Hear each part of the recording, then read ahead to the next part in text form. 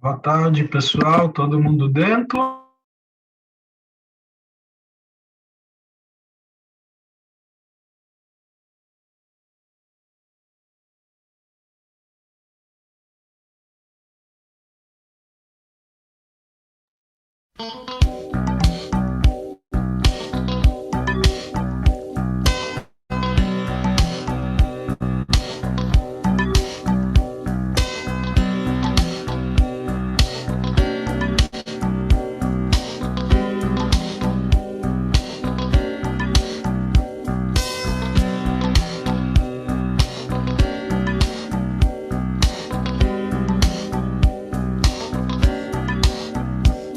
אני רחוק שוב מהבית, חבוש מקבץ של אבי.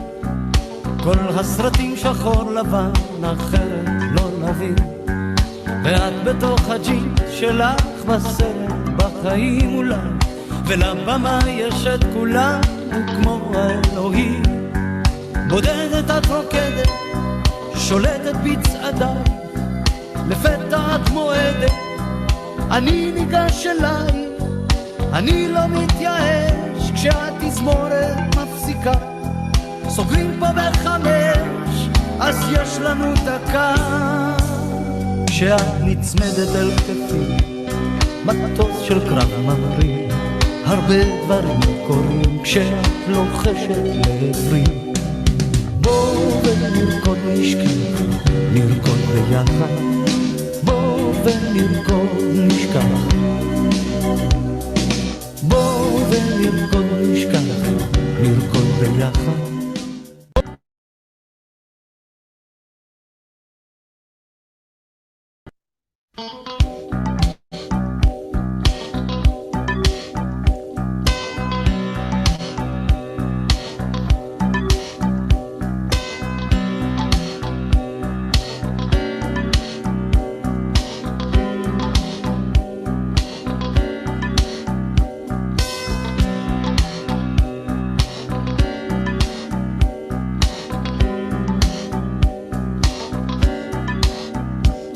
אני רחוק שוב מהבית, חבוש מקבץ של אבי.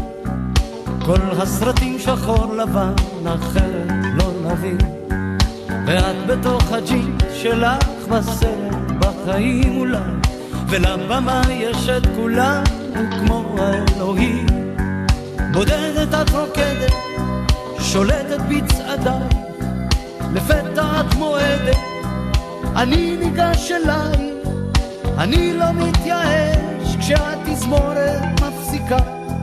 סוגרים פה בחמש, אז יש לנו דקה. כשאת נצמדת אל כתפי, מטוס של קרב ממריא. הרבה דברים קורים כשאת לוחשת לעברי. בואו ונרקוד נשכח, נרקוד ביחד. בואו ונרקוד נשכח, בואו ונרקוד נשכח, נרקוד ביחד.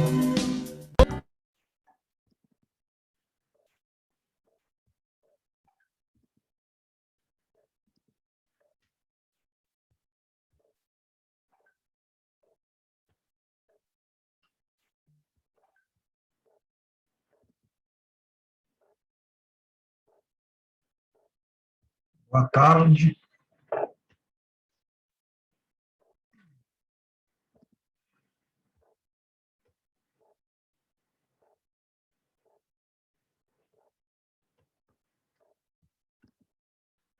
Boa tarde a todos.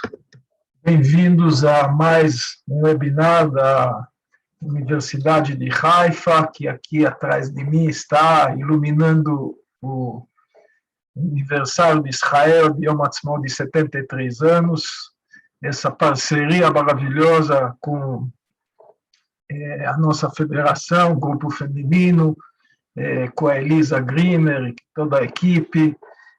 Queria agradecer a todos pela participação nesse evento, mais com uma das pessoas mais maravilhosas que pessoalmente a gente conseguiu conhecer numa palestra em Israel do Beit Lochem, a Shira Eting, uma pilota como ela fala, a melhor pilota de Israel que nós temos, e além de uma pessoa maravilhosa, e além de todo um lado de business, de negócios, que hoje a Shira está pilotando também.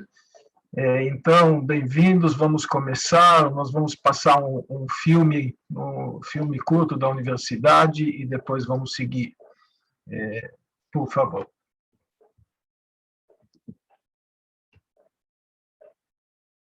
You want to experience Israel, huh? Well, you didn't hear it from me, but the place to do this is called Haifa.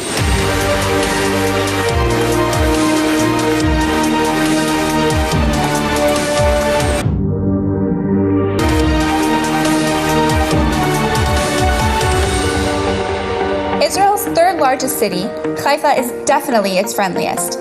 A surprising, dynamic metropolis with a sweet, low-key attitude in the middle of some of Israel's most gorgeous scenery.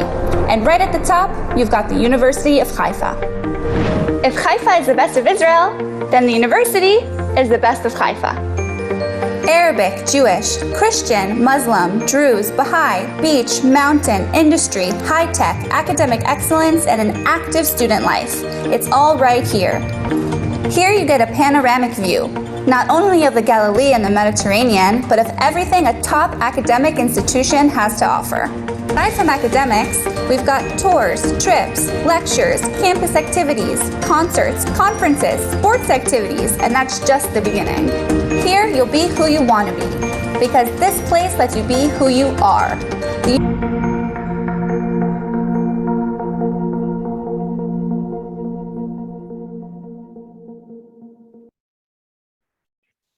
Isso é um pouquinho da Universidade de Haifa, uma universidade que é uma casa para todos, de todos os povos, de todas as crenças. A pluralidade da Universidade de Haifa é uma das maiores armas hoje para ter um mundo melhor.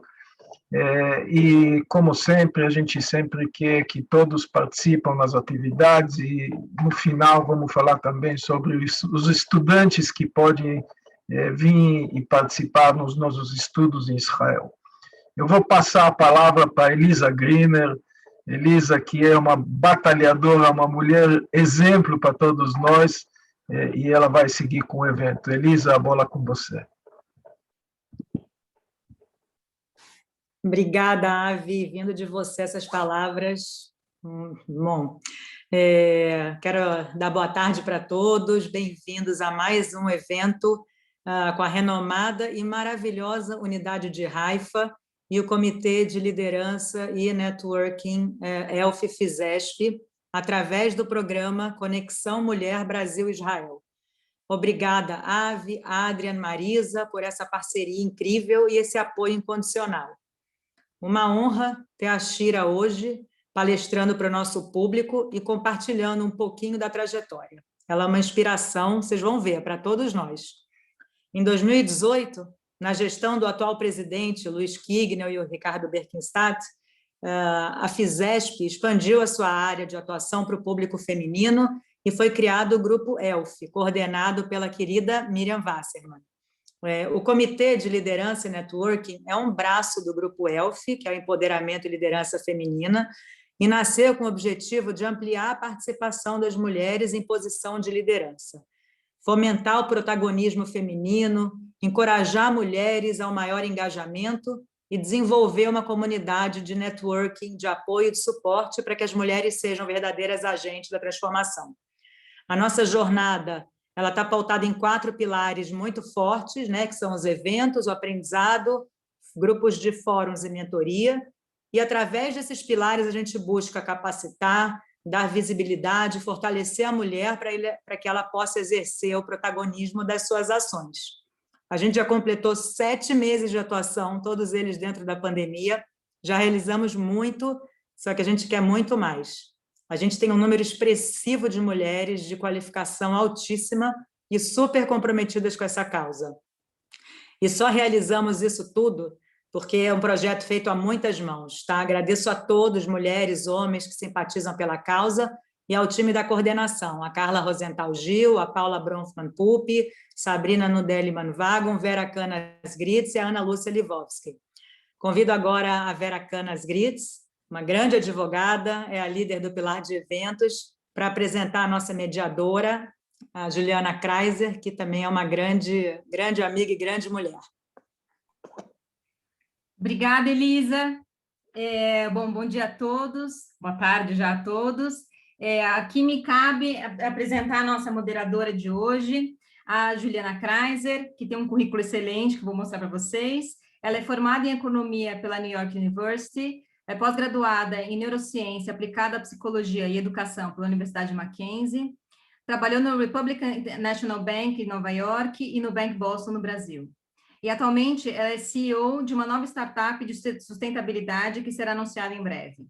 No âmbito comunitário judaico, foi chair do Young Hadassah International em Nova York, é conselheira da CIP há 4 gestões, participou da reestruturação do Colégio Renascença e é diretora da Abril, Câmara de Comércio Brasil-Israel. E há alguns meses foi convidada pela Elisa para colaborar no ELF, Liderança e Networking. Bom, Juliana, com esse currículo maravilhoso, agora a bola está com você. Obrigada. Olá a todos, eu que tenho que agradecer, está todo mundo me vendo, me ouvindo? Boa tarde a todos, espero que todos estejam bem, é uma honra estar aqui hoje. Elisa, muito obrigada pelo convite, e a todos do time ELF e de Liderança e Networking. Primeiro, eu queria só um recadinho aí para todo mundo, que hoje o nosso evento ele vai ser traduzido simultaneamente pela nossa super querida e super competente Lilia Waxman. Então, para quem quiser ouvir o original em inglês, pode ter a opção de clicar, tem um iconezinho que se chama interpretação na barra inferior do Zoom, vocês vão ver, vocês podem apertar e escolher se querem ouvir em inglês ou em português. Então, isso é bem importante. Então, eu vou dar um tempinho para todo mundo aí dar uma olhada, se achar, ver quem quer ouvir em inglês, quem ouvir português, é um botão que está escrito interpretação. Tem um globozinho assim. Bom, so now let's turn into English. Hello, everyone. First of all, thank you for this phenomenal opportunity. It's a great pleasure to be here today and an honor to present and interview Shira Eting.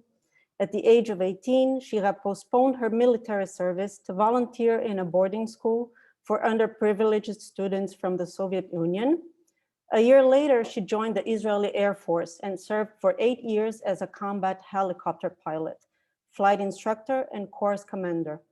She was the 19th Israeli woman to ever graduate as an Air Force pilot, and since then have been actively involved in promoting gender equality. After the military service, she completed a fellowship in the Ministry of Economy, worked at McKinsey and Company, and was the CEO of Mechinat Bnei Zion, an NGO for pre-military non-formal education. Today, Shira works as a senior associate at Vintage Investment Partners and serves as a flight instructor in the reserves. Shira holds a Bachelor of Science in Math and Computer Science from Ben-Gurion University and a Master's of Science in Environmental Change and Management from Oxford University. So, with not so much ado, this is Shira Eting. Bru'a Ba'a, Shira. It's an honor to have you here today, and the floor is yours. And welcome everyone, and have a great presentation.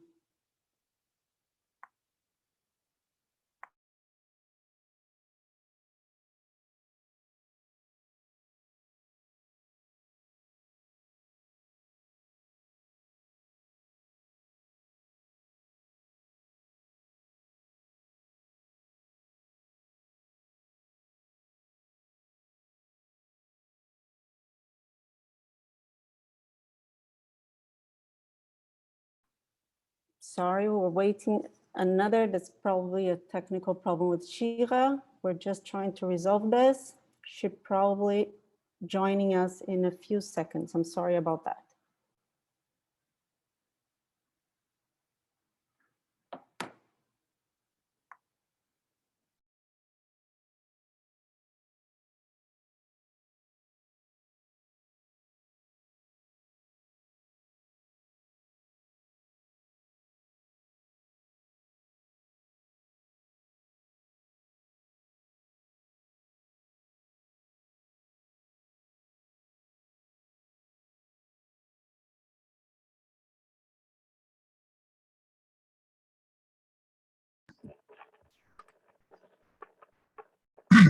Tá, enquanto a Shira não entra, vamos dar mais algumas palavras.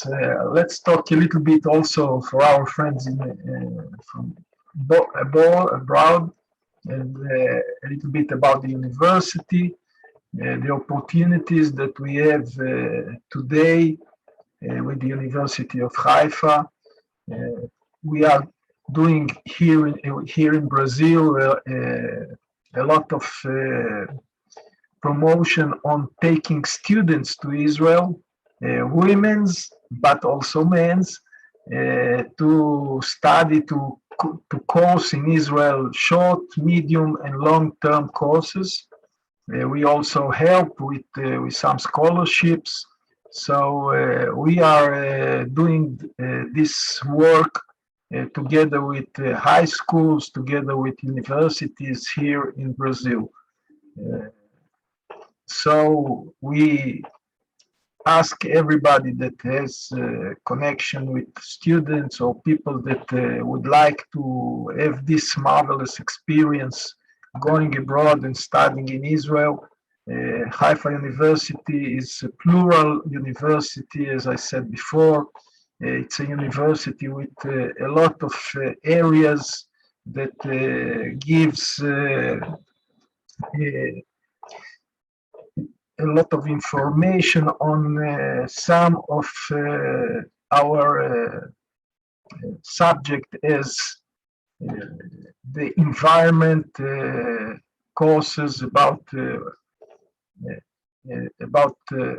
all what is happening today from the best in environment sciences.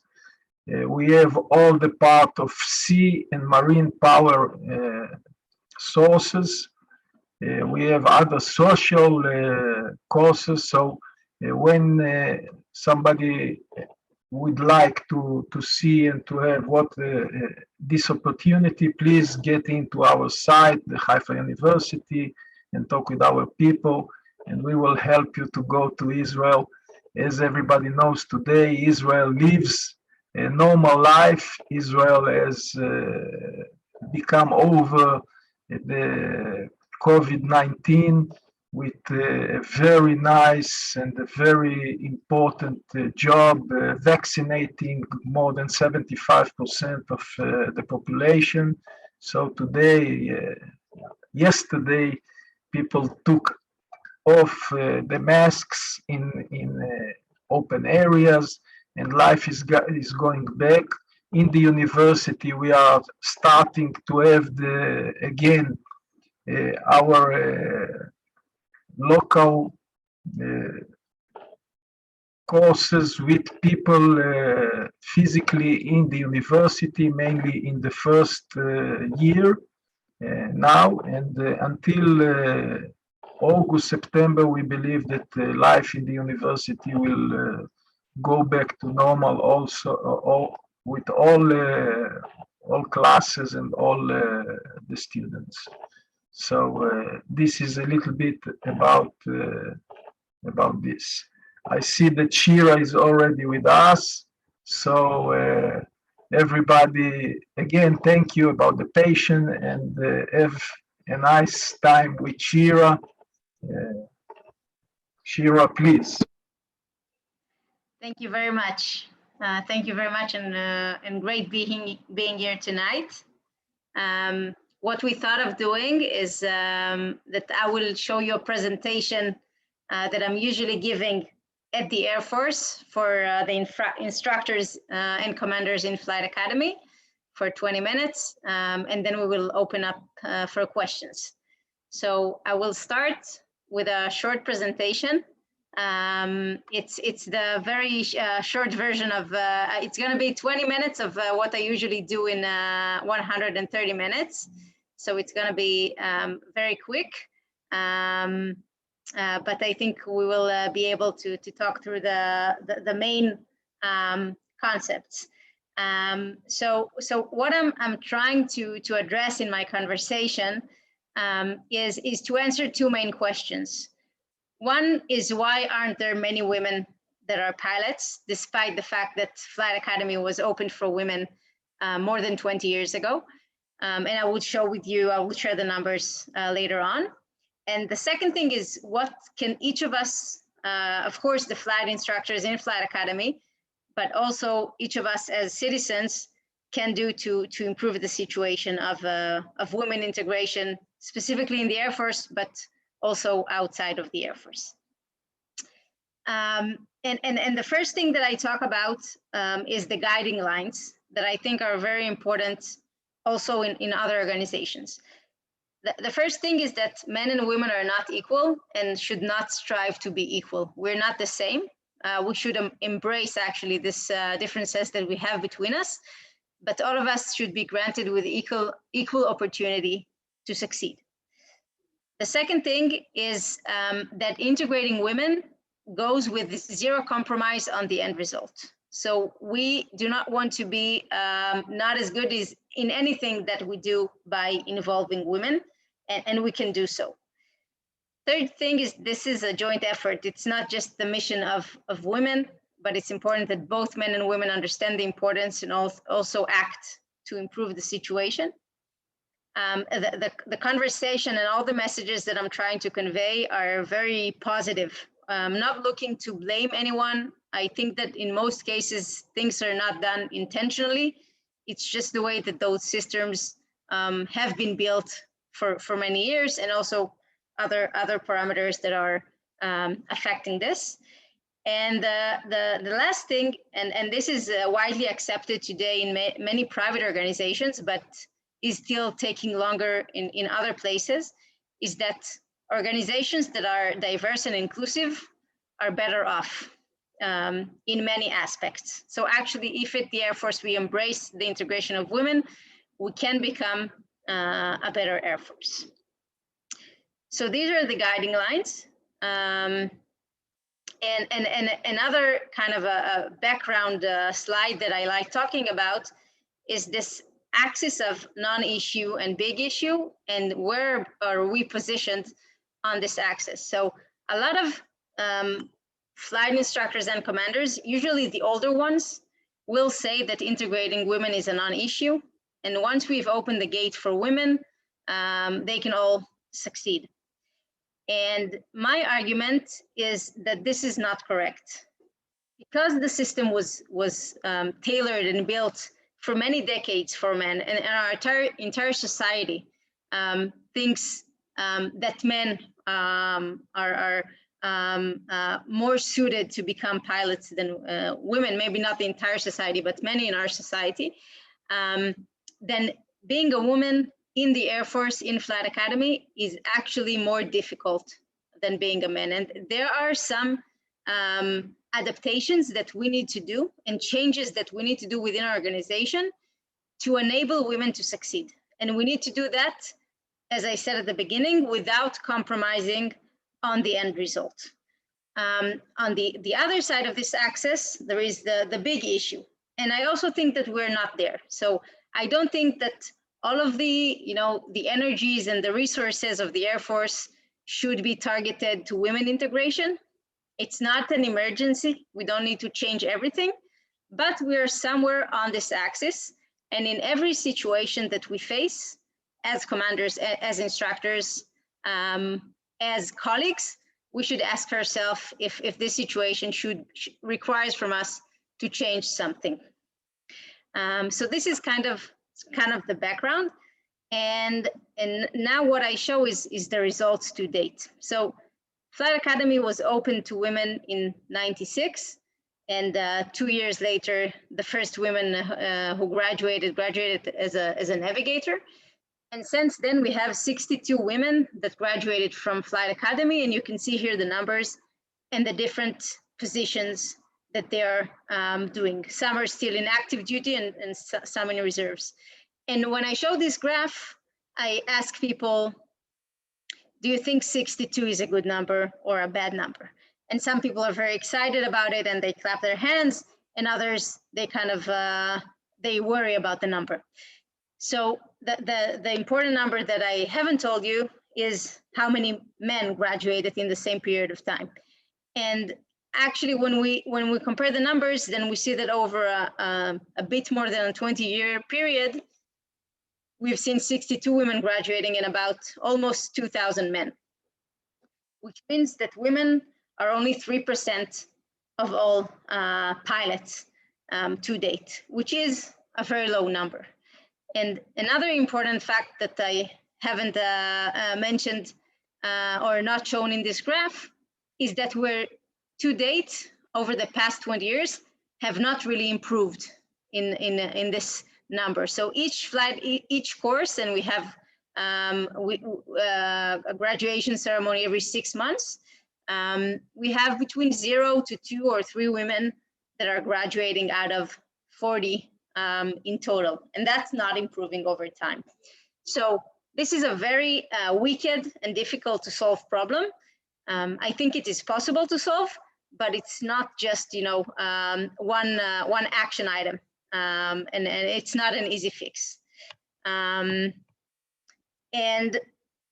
I just mentioned this 3%, and many people can argue that maybe 3% is an okay result. Maybe that's what women are capable of, and we should just accept it and live with it that way. And here, what I like to show also to myself is this NASA astronaut course that was opened in 2017. And here you can see 12 members, out of which 5 are women. So that's 40%. And you can say, and I agree with that NASA and the Air Force is not a direct comparison. But I think the main takeaway from here is that NASA did not compromise on the quality of their astronauts, and they still managed to get this participation of women. So I believe that the Air Force can get to 10 or to 20% of women integration in the Air Force. And then comes the question, why? Why are we seeing so little women?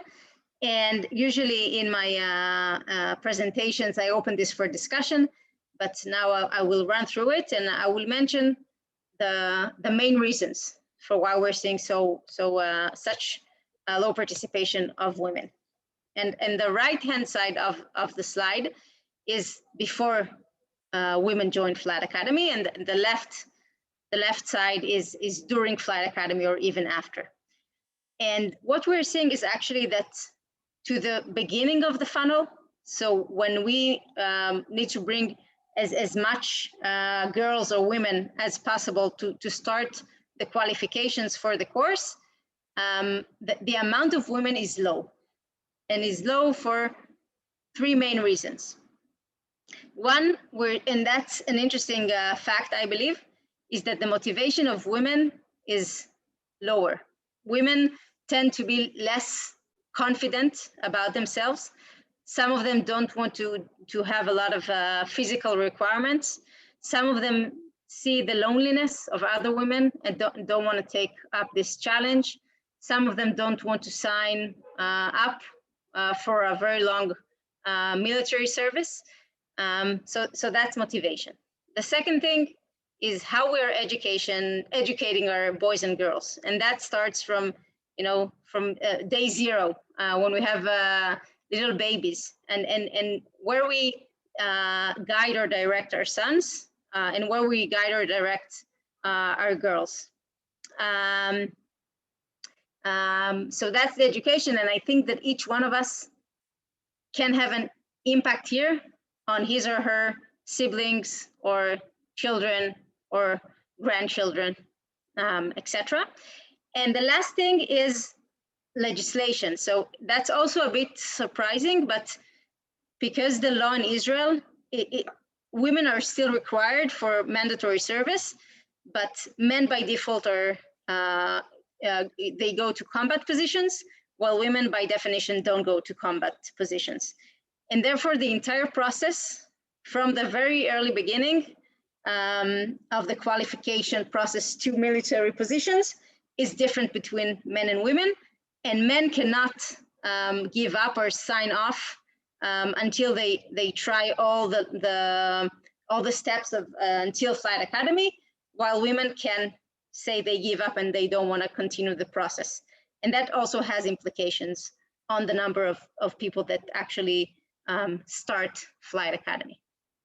So that's kind of the right-hand side, and there's a lot to do in these areas to bring more girls to the beginning of the funnel.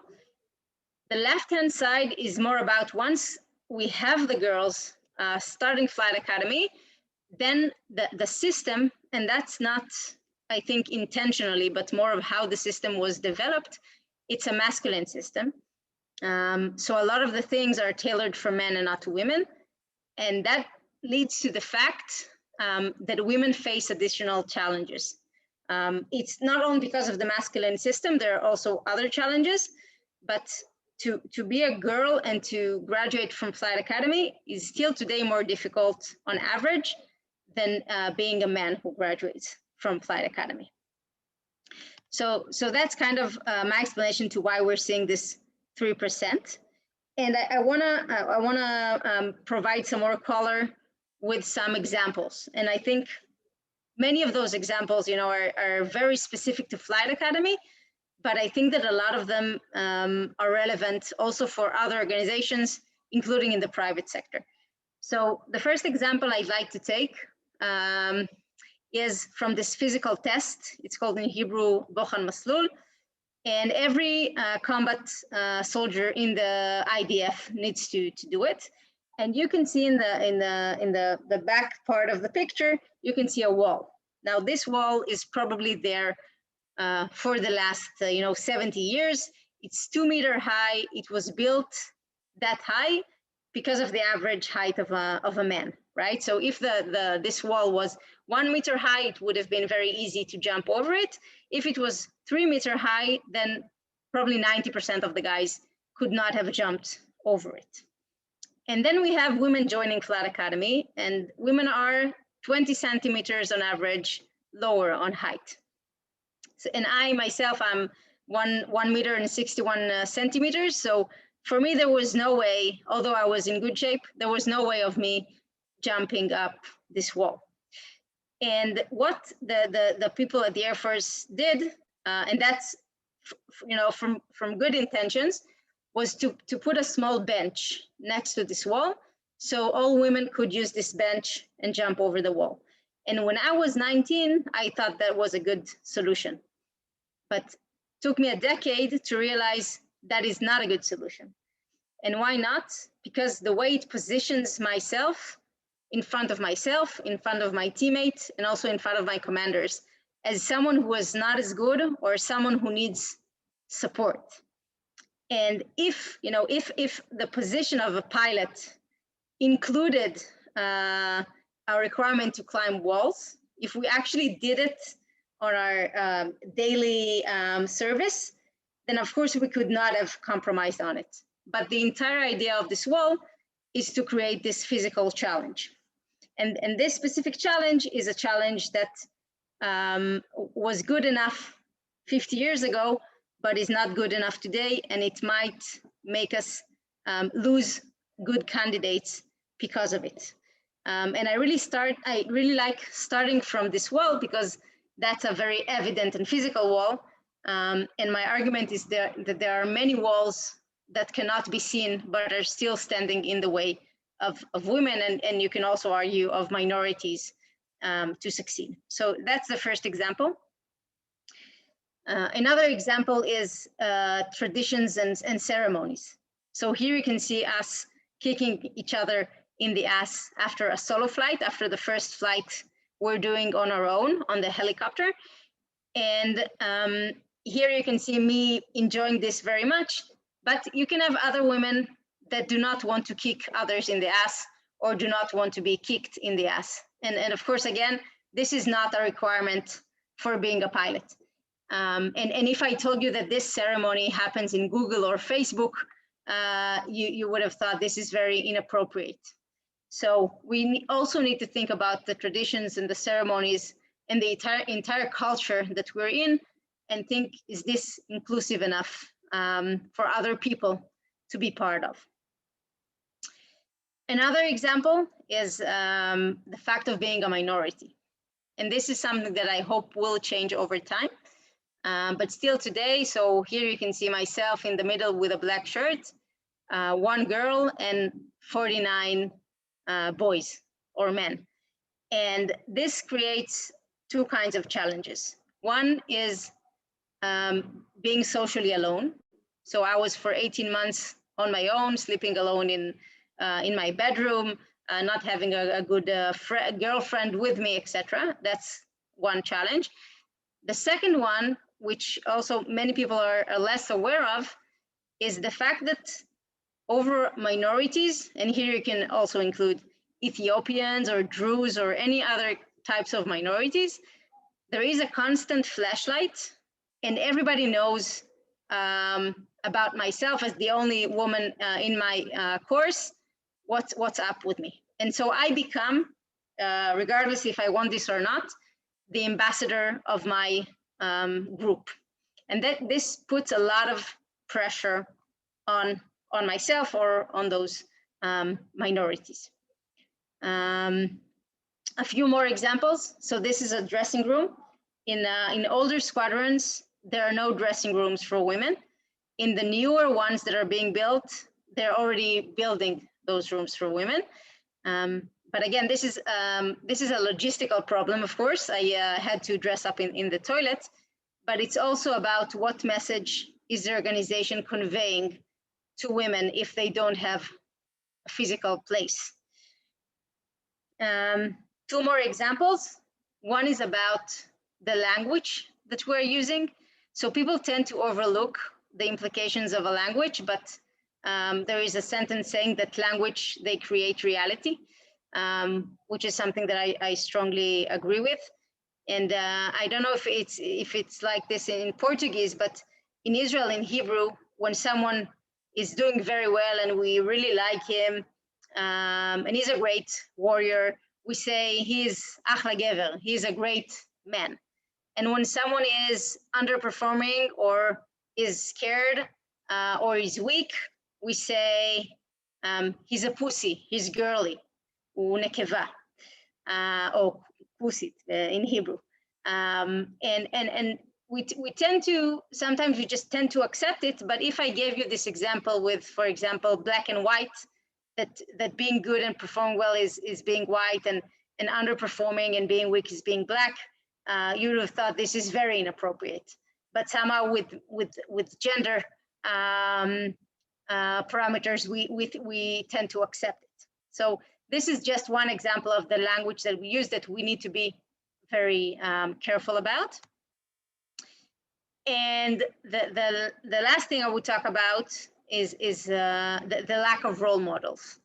So for me, over my 8 years period, I did not have any woman that was a commander or instructor for me. And that creates another difficulty because I don't have a woman role model. And again, I guess I hope that over time this will improve, but it is still not improving fast enough, and it forms another challenge for women. So this was kind of me trying to provide more color about the difficulties that women as minorities face in the Air Force.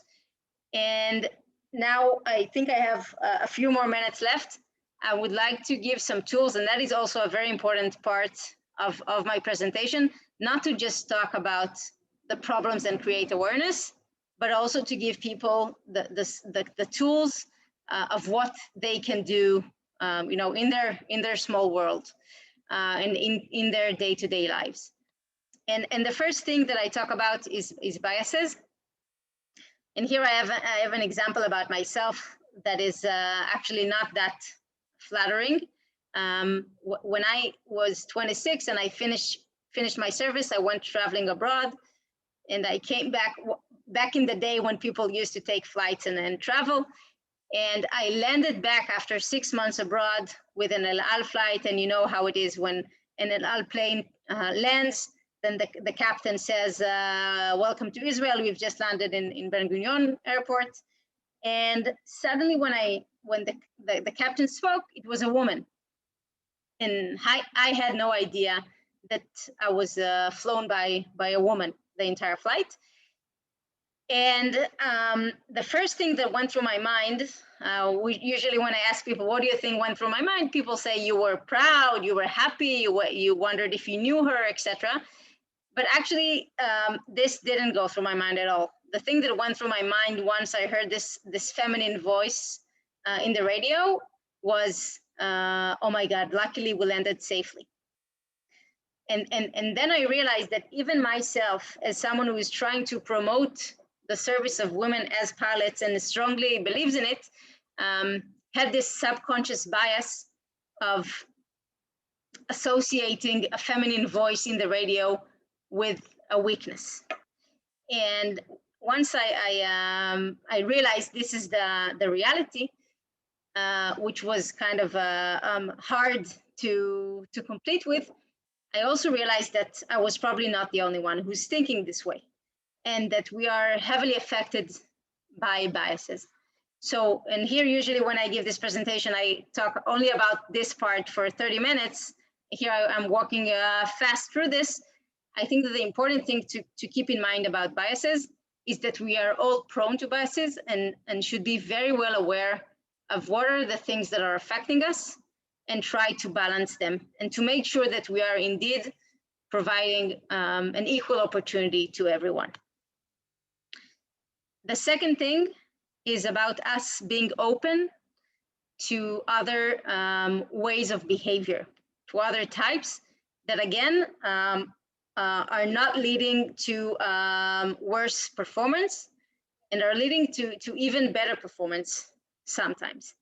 And the classic example that I give here is, and this is something that flight instructors had a lot of difficulty with, is that women tend to cry more than men.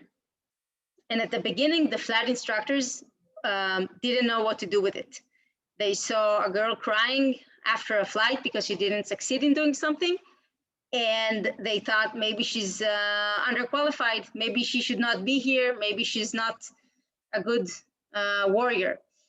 Well, actually, if men, so men tend to cry less, we do see this, but if men sometimes underperform, we do see them very frustrated and then, for example, kicking a wall. And the flight instructors were okay with guys kicking a wall, but we're not okay with girls crying. And what I'm trying to do, and this could go on a negative side, like this is example, or on positive sides, is to say, let us open our mind and question those different types of behavior and think about them very deeply before we say this is good or bad. The third thing that I'm talking about is about the practices in our day-to-day lives. And often, and I gave some examples during the presentation now, often those practices were just shaped like this for many decades, and we're not even thinking about them, but they are creating barriers for women to integrate. Those examples are the ceremonies or the language that we use, or even the logistics, the dressing rooms, and there are a lot of other examples. And here what we need to do is to try and identify those practices that are creating those barriers and to try and give them a solution that is improving the performance of everybody and is inclusive. Like, for example, doing something else instead of the kicking in the ass ceremony, or like changing a bit the language that we're using, or like in the wall that I discussed in the beginning, create a diagonal wall that goes like this and have all men and women be sorted by their height and then jump over this wall. So these are the three tools. I think that there's a lot that can be done in order to improve the integration of women. These three tools are relatively minor, and we need to think about them as we operate on our day-to-day life, and we can create an impact as individuals. That's it. I'll finish with a quote that I really like, that was told by a commander in the Air Force. And he told me that in generation one, the women that will succeed will be the ones that can behave like men. but slowly we will be able to diversify and accept new forms of behavior. And I think this is where we're at now. And this is the kind of the small challenge or mission that each one of us, both men and women, are tasked with. So I'll finish the presentation by this and open it to questions. Thank you so much, Shira. Toda rabba, kol hakavod. It's a pleasure to have you here. What an impressive life and achievements. We're so lucky to be able to meet you and hear you. We have a few questions prepared, and I'm sure also the amazing women in the audience also have many questions. So it's okay we begin now with questions? You finished with a quote. I'm going to begin with a quote. So from Ruth Bader Ginsburg, the Supreme Court Justice, when she says, women will only have true equality when men share with them the responsibility of bringing up the next generation. So what I wanted to know from you, if in your opinion, do you believe it's possible having children and being a combat pilot or having a corporate career without any harm to any of the fields? Like, what would be different if a mother had to go into combat, for instance? Yeah, I think it's a very, very important question, and it takes it to the extreme, takes it to the most difficult point of integration. And my my approach to this question is that I think, and this goes back to the first guideline that I said, men and women are different. So women will give birth and women will breastfeed. And oftentimes women will spend at the early days of the babies more time with the babies. And that is something that I also personally plan on doing. So I do not think that women should avoid being pregnant or should not raise their children. That said, I do think that especially today, we live very long lives and we have very long careers. And I think that the system, and this is also something that I talk about in my lectures or presentations, I think that the systems should have a very long-term view about this. So for example, if we have a woman pilot and she's pregnant twice or 3 times during the decade of 30 to 40, let's make sure that we enable her to progress and to become a commander. And it might take a bit longer than a man. That's one example. The second thing is, I do think that we can definitely improve in how we allocate the household work between men and women. And besides the fact women give birth, etc., I think that men can do much more at home and look at this as a joint effort. And I think that also the children will benefit from it. Fantastic. Thank you so much. And in your documentary, you mentioned that only after you did your environmental studies at Oxford, that you realized that the houses in Gaza weren't only targets, that there were actually homes where the people lived and had needs. So I wanted to know, in your opinion, what could be done so that people would have the same empathetic feelings towards women's rights and gender equality? That's another great question. I think, and I don't know how to, how to educate people for that, but I think, and you can also take that to my year of national service, where I volunteered with underprivileged students from the Soviet Union. I think that each person in this world should live with the feeling or with the approach or with the awareness that a lot of his or her achievement in life, or even the very basic condition that he or she lives in, are often are a result of luck, just by the parents we are born to, or the geography we are at, the fact that I'm healthy now in Israel. And we can walk free in the streets, and I hope that in Brazil soon this will also be the case. This is not about me. This is just the fact that I was born in Israel, and of course there are also drawbacks to this. So I think that if all of us live in this concept that we could have all been born in much less rich countries, or to the other gender, or to unhealthy family members, etc., and have this modesty, then I think it will also help us be more empathetic. Thank you so much. I'm going to integrate many questions now. I'm going to try. I'm sorry if it gets a bit confusing. So when you said that one of the issues were that girls cry, and I hear that from men many, many times. Oh, I don't want to hire women because they cry. Meanwhile, it's okay if men curse, or if they kick the door, or if they do like different reactions to frustration.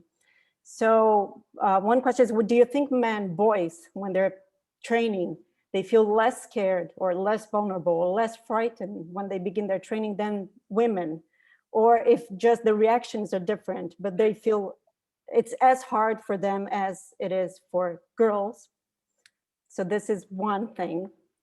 And the second thing that it's, since, like, as you said, there is a bias, it's the bias is very much structured. It's within us without us realizing that even us women sometimes have bias against ourselves.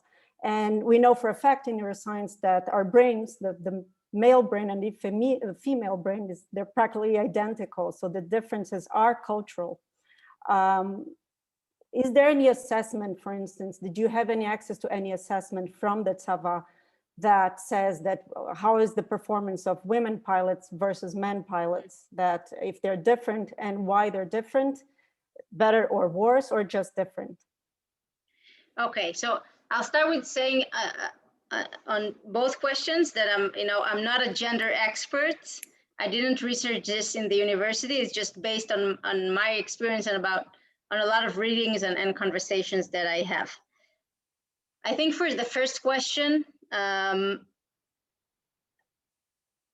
for sure the way that we express our fears and concerns, etc., is different. Maybe because of, I don't know if it's because we were born this way or educated this way. I guess no one really knows. And as for, do we experience the same fears? I don't know. My guess would be that men have a way, on average, to kind of disconnect from their feelings quicker, and that has pros and cons. So I think that in some situations in life, especially in flying, you should have the capability to disconnect from your feelings because you cannot feel fear. While in other places in life, including in flight, but also not in flight, when commanding on soldiers, when making decisions, etc., you should be very well connected to your feelings. And I think that if we can develop those capabilities in both men and women, so they have the awareness and they can switch between the modes, then we are better off, and not to just say one is better and one is worse. So that's for the first question. For the second one, there is very little data to date about women in the Air Force, so there is no research that says this is better or this is worse. What we do see is that there are some differences, and that the way that we train or sort girls in Flight Academy should be a bit tailored, and it's not 100% like men. That's what I can say about this. Okay, fantastic. So now we have a question from the audience, from Patricia Lisbona, which says, it's a delicate question. We hear all the time that the Tzava avoids to send women into combat fields, especially because of the rape issue, if they get captured. Is that true? And if so, is this the only reason, or there are other reasons? So in the Air Force, this is not true. In the Air Force, I can guarantee that each women pilot is doing exactly the same missions as men. In other units in the IDF, I think that there are differences. I think that those differences are not good, and they're conveying the reverse message that we want to. but this is not the places that I served in, and not my decision to make. I think that the issue of being captivated is something that a lot of people talk about and is influencing the decisions. I don't think this is the only thing that is influencing, but that's kind of a key part. And my answer to that is that it is true that in the extreme of a soldier being captivated, having a woman captivated is worse than having a man captivated. Just because of how the society reacts to it. That said, I don't think that this extreme condition of, and this happened in Israel, I think once in the past decades, I don't think that this extreme condition should be the parameter according to which we make a decision about the integration of women. Fantastic, thank you. So I have another question from the audience, from Sylvia. She asks, were there moments in which you considered giving up? And if you didn't give up, apparently you didn't, thank God, what kept you strong and motivated? Yeah, so I think I was in an extreme case of, I was so motivated that for me there was just no option of giving up. I think that for me it was just, I wanted this so badly that the decision that I had with myself is that even if I don't graduate from Flight Academy, and only 20% of those who started graduate, so a lot stop their participation during the way. Even if I need to stop, it's not because of my decision, not because of my motivation, and not because I didn't do my best, but for example, because I didn't fly well enough, which is something that is kind of out of my control. So this is what I had in mind, and I just knew that I'm going to do everything that I can to succeed. Fantastic. So thank you so much, Shira. Unfortunately, our time is up and we have to come to an end. I wish we could hear you for many, many more hours. I heard here that if people had more questions, they could write to an email that's going to be put here in the chat. Is universidadedehaifabrasil@gmail.com. Shira, toda rabba, kol hakavod. Thank you for opening doors and paving the way for us and for sharing a bit of your life thoughts and achievements and time with us. You're a true role model and inspiration to us and for sure to generations to come. I hope we can meet again soon, maybe in Israel, and see the fantastic work that you and the IDF does for us. Toda rabba. Toda lachem. Thank you very much.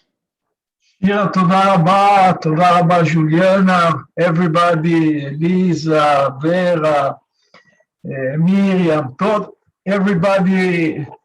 We can only see that this model each time will grow up, and we will have a lot of people to be inspired from in this issue, mainly that it's a very important issue. Everybody, thank you so much, and have a very nice Sunday, end of Sunday. Thank you, bye.